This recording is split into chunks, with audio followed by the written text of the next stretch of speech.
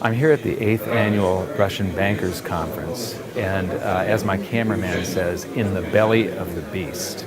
And we're on a break right now. Behind me is a press conference that they're holding during the break. And I'll be going on right after this press conference. But what's really interesting is some of these bankers acknowledge that this system where they get to create currency out of thin air is basically a corrupt system, a scam. But you'd have to be crazy not to participate in it. Many of these people are not going to like what I have to say, but I think most of them are going to listen. Their personal finances are at stake, and that's more important to them than what happens to their bank. Instability, crisis. I'm hearing these words repeated a lot at this meeting that you're having here. The things that you've been seeing, all of the details on the banking system, the change in payments system, the insurance, these are details, and they're good things, and they're things that apply to your business. But in the big picture of things, they're just short-term noise. The crisis that you have just been through is nothing but a speed bump on the way to the main event. The storm that is coming is going to be bigger than anything that you have ever seen. There's a dollar crisis coming. There's a big deflation coming soon. The money supply of the United States has begun to contract for the first time since the Great Depression.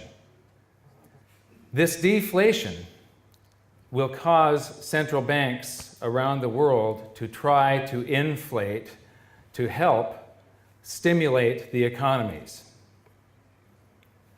This causes a giant wealth transfer.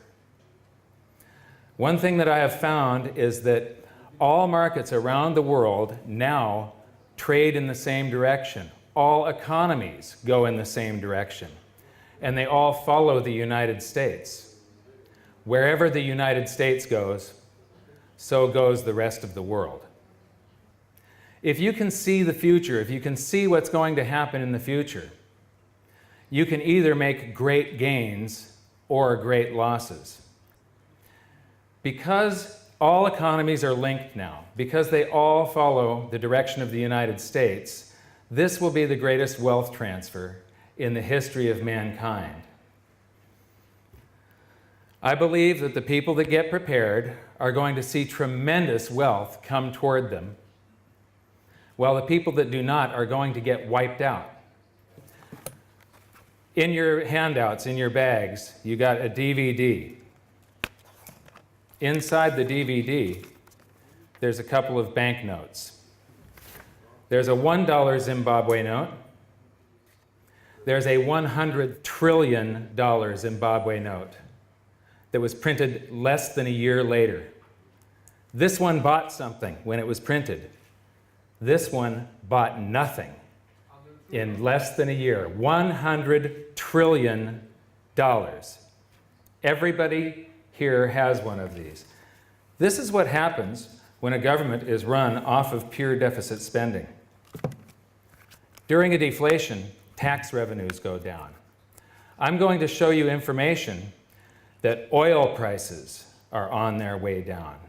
They're going down a lot. That means your government revenues are going to go way down.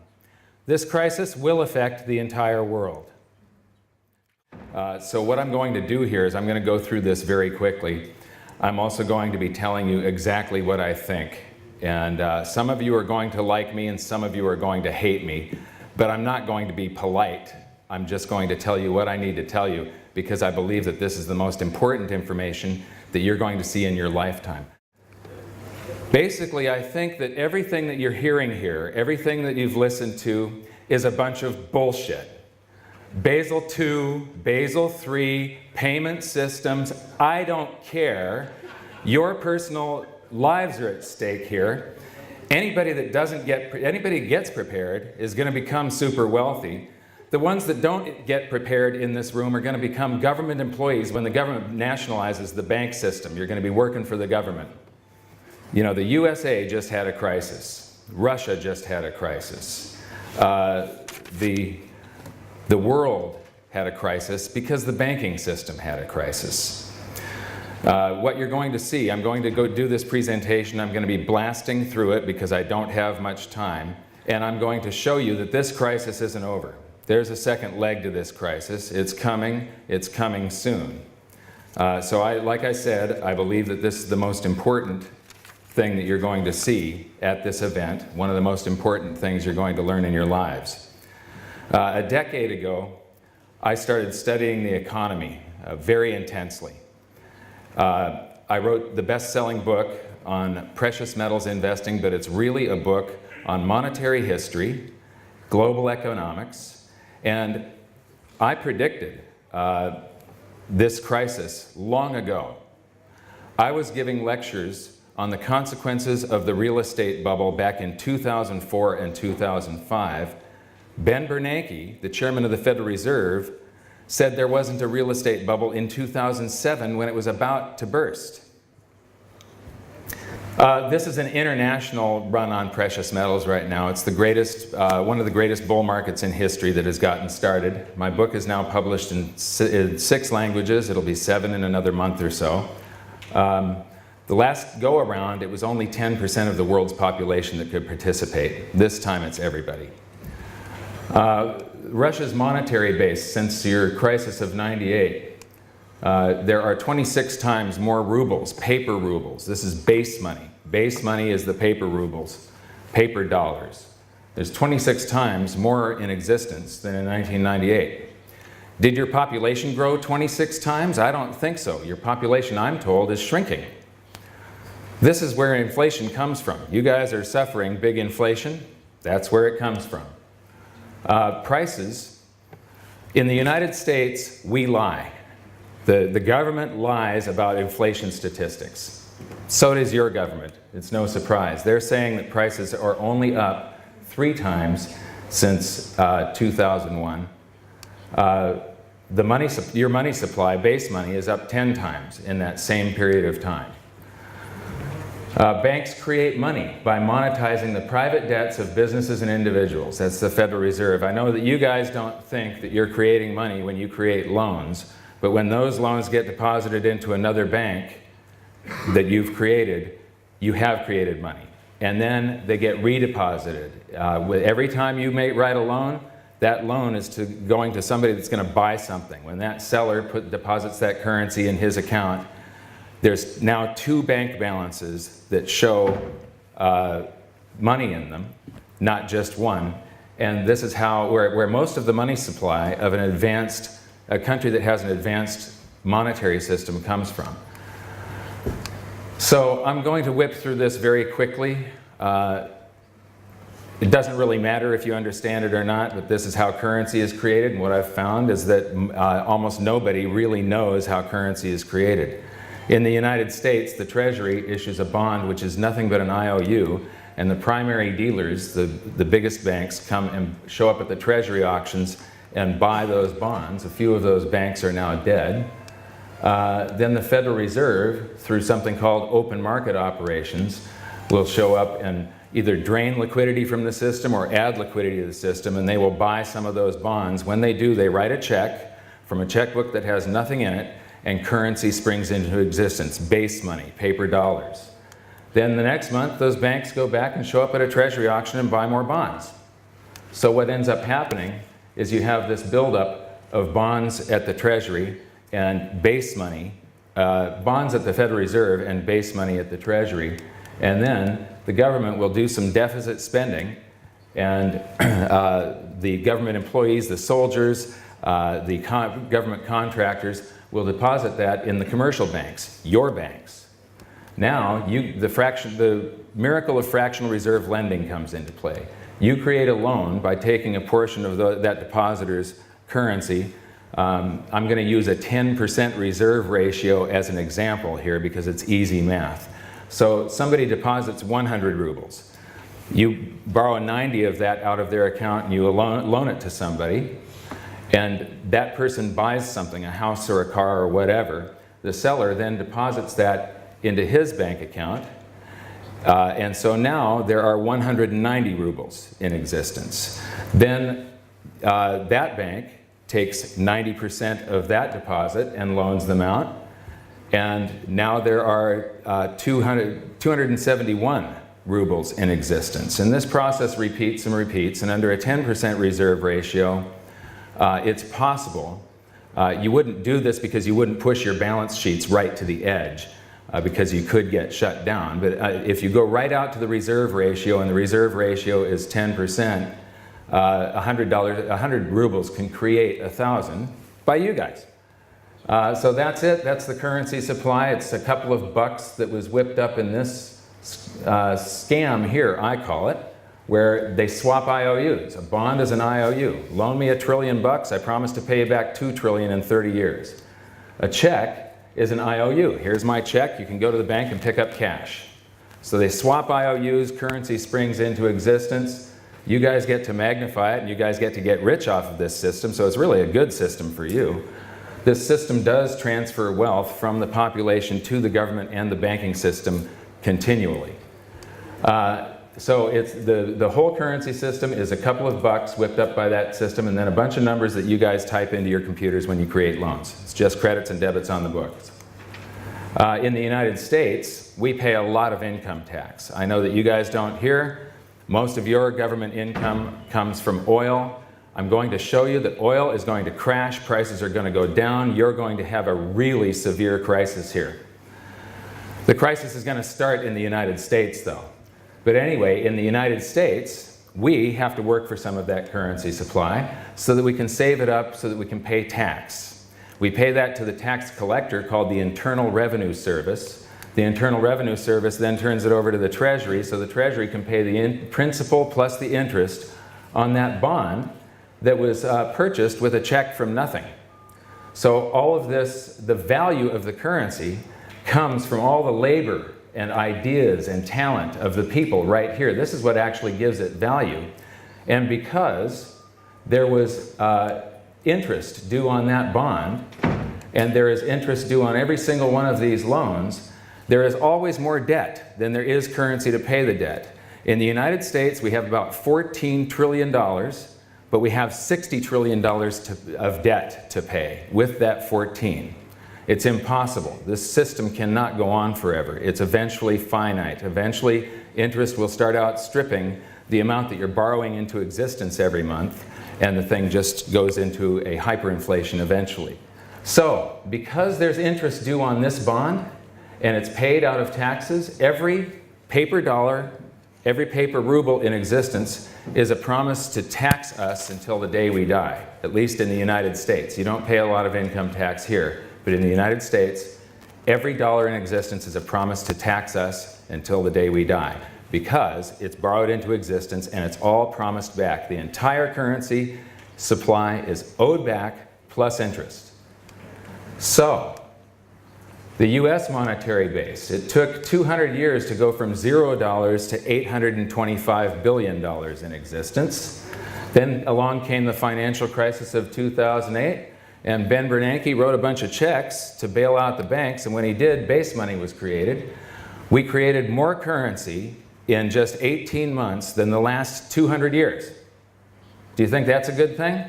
I don't. But that's the base money. That's the portion of the currency supply that the government creates and the central bank. That only accounted for 7% of the currency supply before the crisis. Now it accounts for about 15%.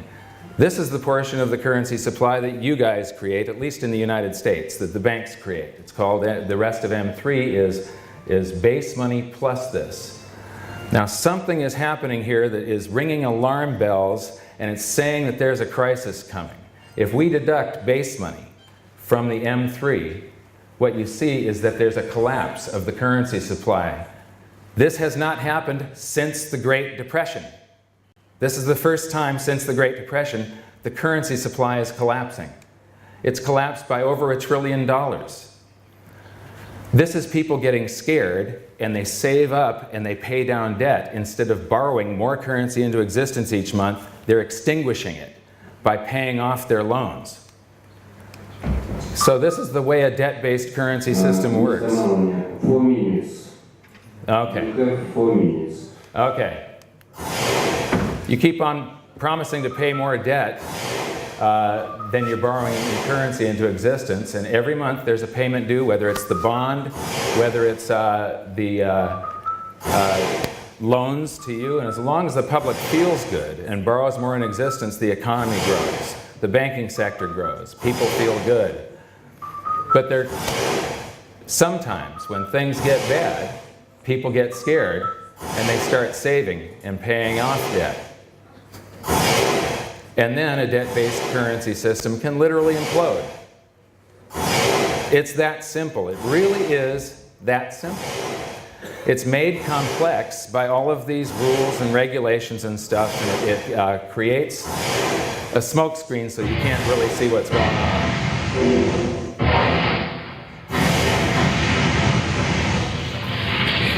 Maybe that's a little over-dramatic. Maybe the dollar will not implode.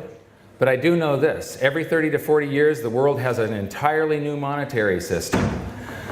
This one is now 39 years old and getting older, and it's developing cracks. It's developing instabilities. This is what you are seeing right now.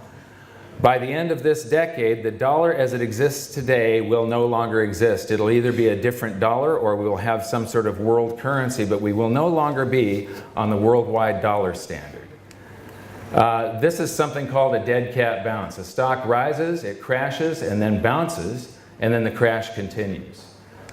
There's the NASDAQ. This is a pattern called a dead cat bounce. That crash was a 38% crash. The total crash was 78%. Here's the crash in 1929 that caused the Great Depression. Same dead cat bounce pattern. That crash was 48% instead of 38 like the NASDAQ. The total crash was 90%. This is something called a head and shoulders pattern. A stock rises, then does a pullback. It rises again and sets a new high and then does a pullback. The next time it rises, though, it can't exceed its previous high. And you get a shoulder, a head, and a shoulder. This is called technical analysis. Technical analysis is only right about 55 or 60% of the time. So that means it's wrong 40 to 45% of the time. Except this is one of the most reliable patterns that there is. Technicians draw a line across the neckline, they invert the head, and that is the predicted move for a stock or a stock market. This is the Dow Jones again in 1929. Shoulder, head, shoulder, crash. Shoulder, head, shoulder, crash. Shoulder, head, shoulder, crash. It's a very reliable pattern. The total crash, the first part of the crash was 48%. The total crash was 90%. Remember, the NASDAQ, the first part was 38, so the total crash was smaller also. It was only 78%. We just went through the biggest crash in history. This is the Dow Jones Industrial Average in the United States. There's never been a crash this large. I gave this presentation in St. Petersburg, and so this is several months old, and I was predicting that there would be a head and shoulders pattern developing, and it has. It now looks like a head and shoulders, and it's about to take that plunge, I believe, which would cause a bigger head and shoulders and a further crash. This is the best way of rating the value of stocks, whether they're fair valued, undervalued, overvalued, or in a bubble. It's called PE ratios. I can't explain it because I don't have time. Professor Robert Shiller of Yale University took the S&P 500 out to the year 1880. What you see... It's around 1 minute. I need to show you oil. I have to show you oil. So what you see is that it goes from overvalued to undervalued to bubble, undervalued, bubble, undervalued, bubble. It went to fair value and bounced. It's back in a bubble. The stock markets always seek equilibrium. It has to go down. The next best way of measuring a stock's value is dividend yields. And this chart is inverted so that bubbles are up and undervalued is down. And you see the same pattern of overvalued, undervalued, overvalued, undervalued. And today, measured by dividend yields, we're still in a bigger bubble than the first 118 years of data. The stock markets have to go down. This is the S&P 500 in the United States, the British stock market, the German stock market, and you see they all track each other except Singapore used to trade differently. The Nikkei, Japan, used to trade differently. It wouldn't always go up when the US stock market was going up. It would trade in opposite directions. But in about the year 2000, they all started trading the same. Brazil just started trading with the US in the same direction in 2008, and guess what? So did Russia. Wherever the US goes, you go, and so does the rest of the world. So, we all went up, and we're all going down, I believe, because the US stock markets are going down. This shows deflation. This is a dead cat bounce pattern on soybeans. This is wheat. Dead cat bounce, shoulder, head, shoulder, down. This is corn. Dead cat bounce, shoulder, head, shoulder. I believe it's going down. If the currency supply was not collapsing, I'd say that this could be wrong. But I say that there's no chance that this can be wrong because the currency supply is also contracting and the stock markets are in a bubble. Well, look at this one, crude oil. See some patterns here? Shoulder, head, shoulder. I believe it's going down. I believe it's going down big. You may see $10 a barrel crude oil. This is a tonnage of Russian oil exports. So that's the volume. It leveled out back in 2004. You're having trouble increasing your volume. So you can't increase your income by pumping more oil. It's not going to happen. This is crude oil prices, and this is the value of the tonnage of oil times the price. So that's Russia's income. Do you see any patterns here? Do you see shoulder, head, shoulder? Do you see a dead cat bounce pattern? I do. This is the first, this is the first ruble. Ruble goes back 500 years. It was devalued 10,000 to 1, then 100 to 1, then 50,000 to 1, then 10 to 1, 10 to 1, and 1,000 to 1. Well, we are on the 7th ruble right now. The total devaluation, the ruble has been devalued 5 quadrillion times. This is wealth being transferred from the population to the government. The world has a new monetary system every 30 to 40 years, the classical gold standard, where every unit of currency in existence, every dollar, every British pound, and so on, was backed by an equivalent amount of gold at the treasury. Then World War I came along. I'm sorry, Mr. Maloney. You can... I'm done in 2 seconds. I'm done in 30 seconds. Okay. Then the gold exchange standard. Then the Bretton Woods system, where all currencies on the planet were backed by the US dollar with the exception of just a few. But almost all currencies were backed by the US dollar, and the dollar was pegged to gold at $35 an ounce, and foreign central banks could come to the Federal Reserve and change those dollars for gold at $35 an ounce, effectively pegging every currency on earth to gold through the US dollar. 1971 comes along, and basically we had printed too many dollars, receipts for gold. We didn't have enough gold to back it up. Nixon takes us off of the gold standard. And on that day, August 15th, 1971, all the world's currencies became pieces of paper with numbers on them and nothing more. It's called a fiat currency. It has no intrinsic value. So 30 to 40 years, 30 years, 28 years, 39 years plus, what's next?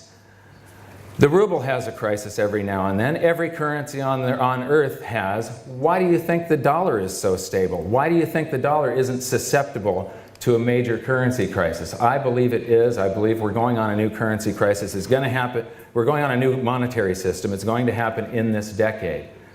There's the stock market. There's the performance of gold. I'm going to just skip through this because I don't have the time. I'm sorry. This is probably the most important thing. I wish I could teach it to you, but I can't. Mr. Maloney, I think Okay. you have a question. Okay. Yes. Я предлагаю сейчас закончить. Mr.